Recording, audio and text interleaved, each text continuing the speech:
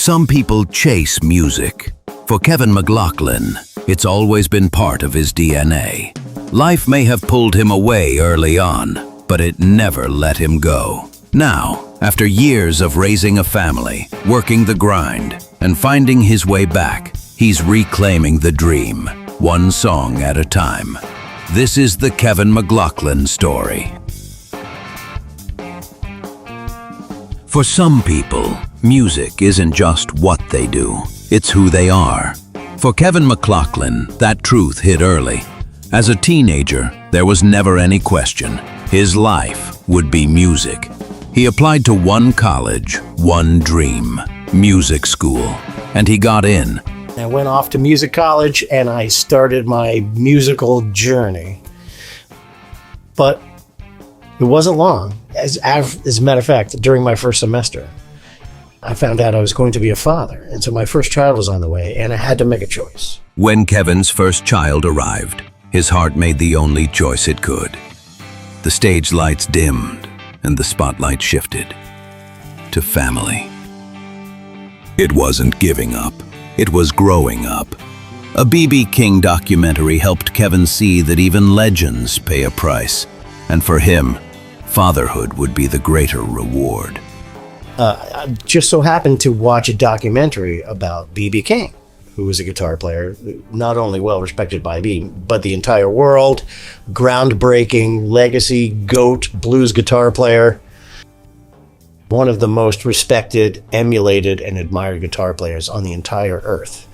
This guy was hated by his own children because he was never home. And so I kind of got some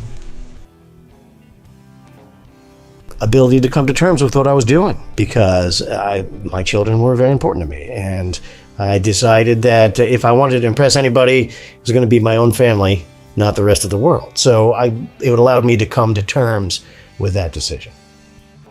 He traded concert halls for construction sites, stages for sales jobs, but the music never really stopped. It just went underground. Every chord taught, every bar band gig kept the fire burning. I had no career outside of music. It was just a series of jobs to attempt to pay the bills. Started out delivering pizza, doing construction, got a job in a music store, gave guitar lessons, even started a couple of small sales companies trying to make ends meet. And then I ended up doing sound for a living, which was very enjoyable. I got to work with a whole lot of famous people, learn a whole lot of things, gain a lot of useful knowledge that I still use every day. But that took me out on the road anyway. And missing my children, that's what I was trying to avoid. So I got out of that industry. But all along, I continued my studies. I took extensive guitar lessons.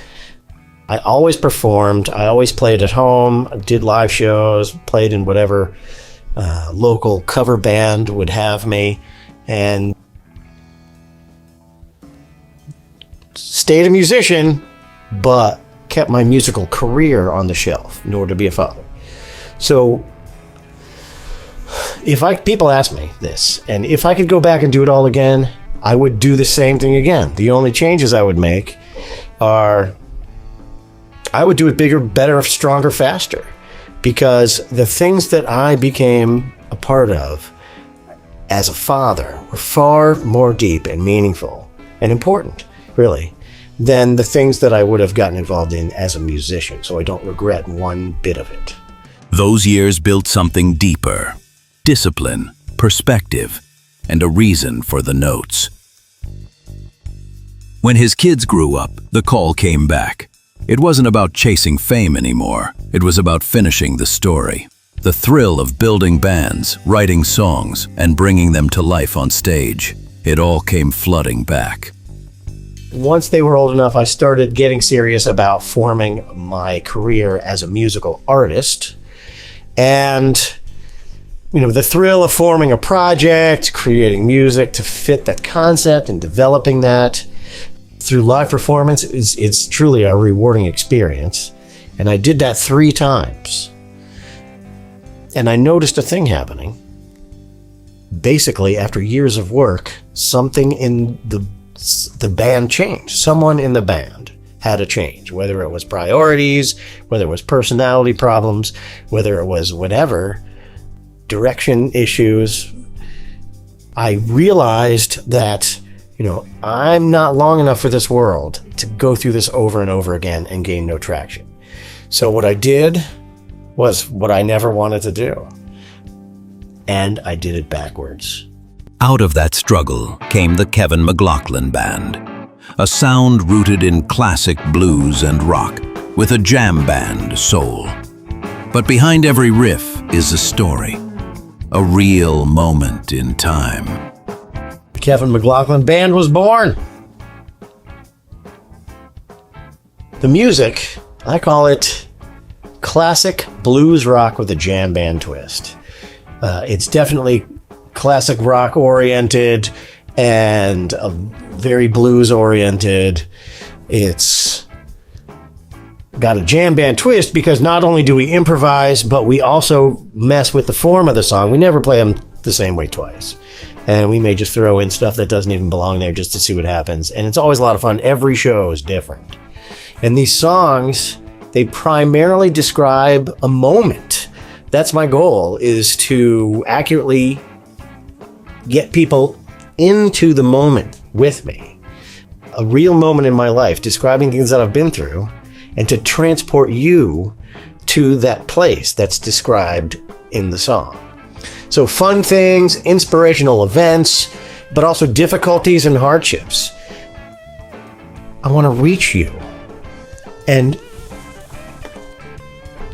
those of you who are going through the same kind of things that I've gone through, and to let you know that I went through that, and I lived, and there is hope, and there is success and good things on the other side.